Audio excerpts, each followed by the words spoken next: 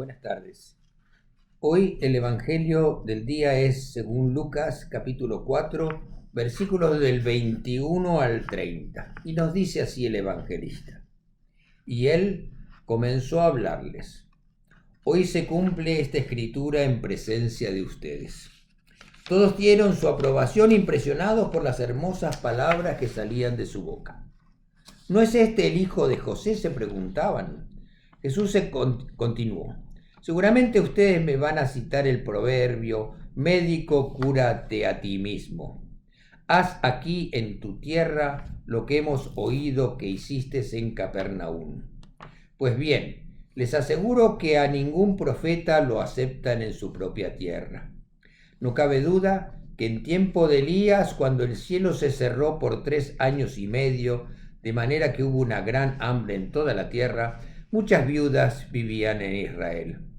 Sin embargo, Elías no fue enviado a ninguna de ellos, sino a una viuda de Sarepta, en los alrededores de Sidón.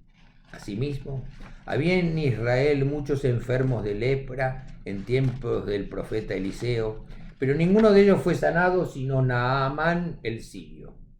Al oír esto, todos los que estaban en la sinagoga se enfurecieron. Se levantaron y lo expulsaron del pueblo y lo llevaron hasta la cumbre de la colina sobre la cual estaba construido el pueblo, para tirarlo por el precipicio. Pero él pasó por en medio de ellos y se fue. Esta es la palabra de Dios. Gloria a ti, Señor. La semana pasada leíamos que Jesús se encuentra en la sinagoga de Nazaret, el pueblo donde fue criado, y lee la escritura del profeta Isaías como parte del culto de ese día, y le anuncia a la gente presente: hoy se ha cumplido esta escritura delante de vosotros. La primera reacción que provoca esta declaración en la gente es positiva. La gente en la sinagoga está maravillada con las palabras que dice Jesús. Pero alguien dice: ¿no es este el hijo de José? Y ya el tono de la pregunta es discriminatorio y ofensivo. ¿Acaso el hijo de José puede ser alguien importante? Jesús responde empezando a criticar esa actitud con historias bíblicas. Las gentes probablemente creen que como Jesús es solamente uno de ellos y como lo conocen a él y a su familia en el pueblo, ¿cómo puede resultar ahora que Jesús sea un profeta importante en la vida religiosa del pueblo? Y esta actitud es algo que es parte de nuestra naturaleza. A veces viene alguien de afuera, a quien no conocemos, y como viene precedido de fama, le creemos todo lo que dice, y otras veces alguien de nosotros, de nuestra familia, de nuestro pueblo, tal vez porque sea de orígenes humildes, no lo sabemos apreciar, o no le recibimos tan bien como alguien de afuera. Jesús responde hacia esa discriminación recordándoles un refrán popular: ningún profeta es bien recibido en su propia tierra. Jesús a continuación les comenta 2 historias del Antiguo Testamento. La primera historia se trata del profeta Elías, quien durante un tiempo de sequía y hambre fue enviado no a ayudar a las viudas de Israel que pasaban necesidades, sino solamente a una viuda en el territorio extranjero de Sidón. De igual manera, la segunda historia tiene lugar en los tiempos del profeta Eliseo y trata acerca del leproso extranjero Naamán el sirio, que fue limpiado de su enfermedad, mientras que eso mismo no sucedió con los leprosos de Israel. Lucas, en su Evangelio, por medio de esta historia de Jesús, nos dice que la gracia de Dios ya no solo está disponible para los israelitas, sino que el plan divino ha ampliado sus alcances y es ahora también para todos. Jesús ha venido para todos. Ahora todos somos su pueblo elegido. La gracia y el amor de Dios para su pueblo israelita, después de Jesucristo, se extiende para todos los cristianos.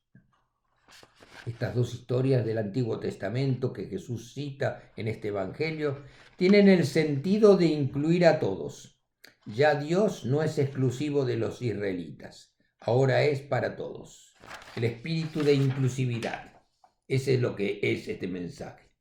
Por eso, Todos en la sinagoga se llenaron de ira, nos dice el Evangelio, porque Jesús insinuaba que la bondad de Dios no era solamente para el pueblo de Israel, sino también para la gente de otras naciones. Y se enojaron tanto que querían matar a Jesús, despeñándolo de la cumbre de un monte cerca a la ciudad. Pero Jesús pasó por en medio de ellos y se fue. Lucas no incluye ningún detalle milagroso. Solamente indica que el ministerio de Jesús continúa a pesar de la oposición de algunos de los habitantes y de algunos asistentes de la sinagoga de la ciudad de Nazaret que quisieron callar a Jesús. Durante la historia de la humanidad, los crímenes por racismo, por ser de un país o de otro, por hablar en distintos idiomas, por tener un color de piel distinto, por diferencias de creencias religiosas, por pertenecer a una u otra fe, son incontables. Los muertos por estos motivos son millones y millones. Todos estos fueron crímenes de odio. En nuestro texto de hoy, la ira de los nazarenos nos recuerda que también en el cristianismo, desafortunadamente, la Iglesia tuvo muchos momentos de terribles excesos. Fue responsable de tremendos abusos y crímenes, haciendo sufrir terriblemente a miles y miles de personas, empezando por las atrocidades cometidas contra las poblaciones indígenas en nuestros países latinos. También por las persecuciones a judíos de distintos países o llevando a la hoguera a aquellas personas que pensaban diferente o denunciaban la opresión de las autoridades de la Iglesia a las que sometían a la población. Los responsables de la Iglesia, por sus propias conveniencias, apoyaron y decidieron que el cristianismo reemplazó al judaísmo como la fe auténtica del pueblo de Dios, y que el favor y la gracia de Dios ya no están con los israelitas judíos y gente de otras creencias, sino solamente con los cristianos. Esta actitud nunca ha sido beneficiosa y sigue siendo muy dañina en nuestro mundo de hoy.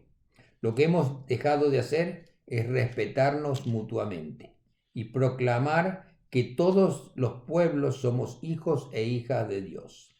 Debemos pedir el perdón de Dios por nuestras actitudes que hacen que se alimenten odios y divisiones. Debemos asegurarnos que en nuestros sermones, oraciones, conversaciones y pensamientos estén libres de cualquier rastro de ira y odio para los que son parte de otras religiones. Tenemos que alejarnos y borrar de nuestras vidas todo lo que cree divisiones de incluidos y excluidos. Nuestros sentimientos deben tener una sociedad inclusiva y sin divisiones, que no deje afuera a los grupos más en riesgo, que no deje de lado a los más débiles, los pobres, los enfermos, los descartados y los oprimidos. Debemos orar para que el Señor nos una a todas las personas de diferentes raíces, grupos étnicos y culturales, tradiciones religiosas, edades, clases económicas, géneros y orientaciones sexuales, para así construir ese mundo nuevo propuesto por Jesús nuestro Salvador, basado en amar a Dios sobre todas las cosas y al prójimo como a nosotros mismos. Que tengan una buena semana y que Dios los bendiga. Amén.